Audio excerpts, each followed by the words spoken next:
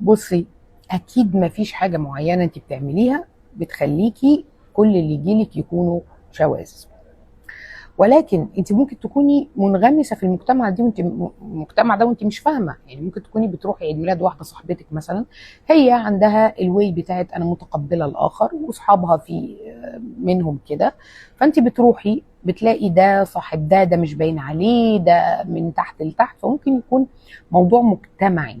تاني حاجه برضو، انت قلتي كلمه، قلتي انا مش عاطفيه، فانت مناسبه جدا للشخصيات دي. يعني دايما كده بيحسوا ان انت قائده، وان انت شخصيتك قويه، زي بالظبط البنات اللي بيجذبوا المازوخيين برضه، بيبقى بسبب قوه شخصيتها او بسبب جفائها او الحاجات دي، فهم بيحسوا ان انت ممكن تكوني مناسبه.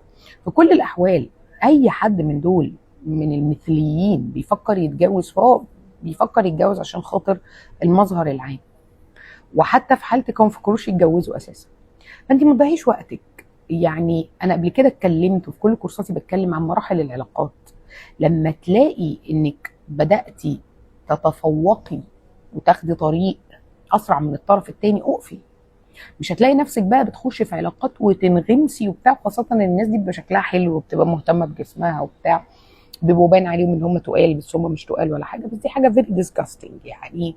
يعني حاجه بصراحه مش المفروض ان انت تزعلي منها او تقولي ان انا في حاجه بعملها. كان عندي واحده كده واتضح في الاخر ان هي عشان هي بتلبس لبس مثلا اوبن شويه وحاجات زي كده، فالمجتمع كله اللي حواليها ناس بيبقوا متقبلين القصه دي، واحد بيجيب واحد وواحده بتجيب واحد وهكذا. فيعني غيري بس المجتمع شويه، وخلي عندك عين كده صائبه من البدايه، ما تسيبيش نفسك لحد لما تطلعي مع شخص زي كده وتكتشفي بعد 4 و5 شهور ان هو مش عايز يتجوز او انه جاف من ناحيتك عشان ميوله الجنسيه.